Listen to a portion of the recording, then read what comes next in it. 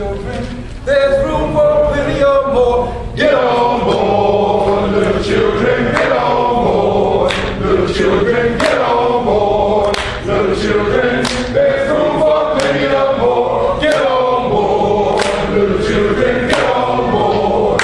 Little children, get on board. Little children, there's room for plenty of more. Get on board, little children, get on board. Little children, get on board. Little children, there's room for plenty of more. Get on board. Little children, get on board. Little children, get on board. Little children, there's room for plenty of more. How y'all doing? I said, how y'all doing? My name is Chris Scott. Some of y'all might not know who I am, but I'm going to tell you a little bit about myself. I was the first slave to sue for their freedom and actually win. Y'all don't hear me. I actually won, but before I do that, let me tell you a little bit about myself. I was born somewhere around 1800 or so, a slave, somewhere up in Virginia. My Master Emerson, was an army doctor. Yeah, he was a good doctor. And you know, when you're a doctor, you get to travel around. So he took me in, we went all the way down to St. Louis, Missouri. St. Louis, Missouri. And while we were in St. Louis, Missouri, he got orders to move to Illinois. So we went up to Illinois, and while we was in Illinois, we ain't see many of us there because it's rather cold. Amen? Amen. So while we were there, we stayed there about 2-3 years, somewhere along that. And while we were there, you know, we stayed, and all of a sudden he got orders to move to Wisconsin. I ain't never heard of no Wisconsin, but when we went up there, it was colder than it was in Illinois. You ain't see much else there either. But one good thing happened while I was there. Lo and behold, I met my wife, Harriet. Big boned black woman. Kept me warm at night. Oh, y'all won't say much. And we stayed there. Then all of a sudden, Master got some more marching orders, and he had to go back down. By the way, those two places where we are, they were free states. And black folk was up there, they didn't know how to act. Master was good to us. So we got orders to go back down to the slave states. And while he was down at the slave state, he said, I'll send for you. How many of you know we shouldn't have went when he said all right now, all right. We were already free. Then we went, Master said, come on, it's time for y'all to come home. So we got up, me and her, we went down there, and we were there about 6 months. Master went to sleep, and Dr. Rocky woke up dead. I think they missed that. Master died on us. So I told her, and I said, you know what? I think we should be free. So I said, I'm going to ask Master Wife to let us buy our freedom. So we offered her $300. $300 for a slave was a lot of money. Some of y'all ain't got that now. My name is Pigney Benton Stewart Pinchback, better known as PBS Pinchback. I was born in Macon, Georgia on May the 10th, 1837. My father was a white man, my mama a free slave. I was very fair to look on. I could even pass for white, see?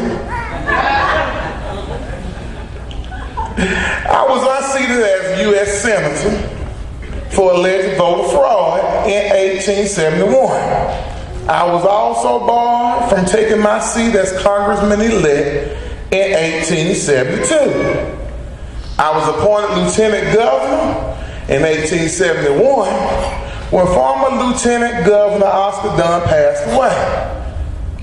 On December 9, 1872, I made history as I became the first black governor of the state of Louisiana.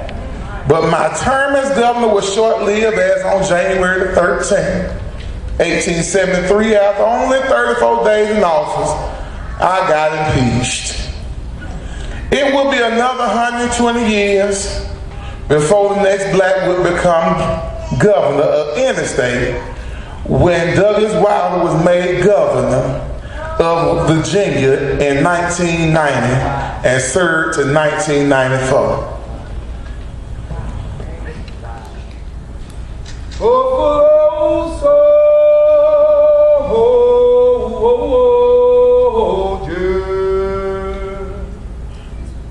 Buffalo soldier, will you survive in this new land?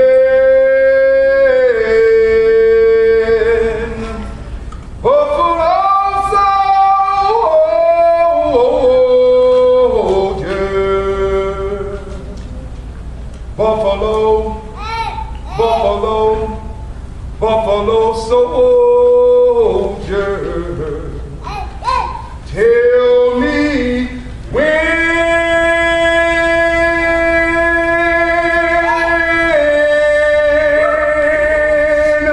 will they call you and you are made.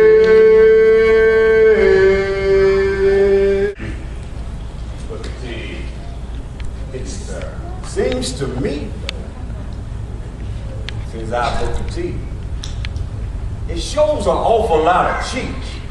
You studying that there chemistry and that there Greek. When I hear Master Charlie needs a hand, no cotton in his land, and when Missy Ann needs a cook, why do you stick your nose in them there books?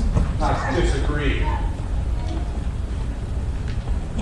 If I have the knowledge and or the drive to seek knowledge of chemistry and Greek, I'll do it. Mr. Charlie and old Miss Ann, they can look another place for a hand or a cook. You know what? Some men, they rejoice in being able to work with their hands, having skill. And others, and working so hard and cultivating the land. But you know what? There are others that maintain the right to cultivate the brain. But it just seems to me, Mr. W.E.B., that all you folks, all y'all done missed the boat, shouting about your right to vote, spending vain days and sleepless nights, in an uproar with your civil rights. Don't be so gross. Shut your mouth. Cause I know if you work and you save, you can buy your own house. Get something for yourself. I disagree. Tell me this. What can property avail if dignity and justice fail? Let me tell you something. Unless you are part of making the laws, they'll steal your old house with some trumped up clause. Look at you, don't you know this? That the white man's rope is as tight and fire as hot. Doesn't matter how much money you got. So you go ahead, speak soft, and just try your little old plan. But as for me, I will be a man. Still just seems to me. I disagree.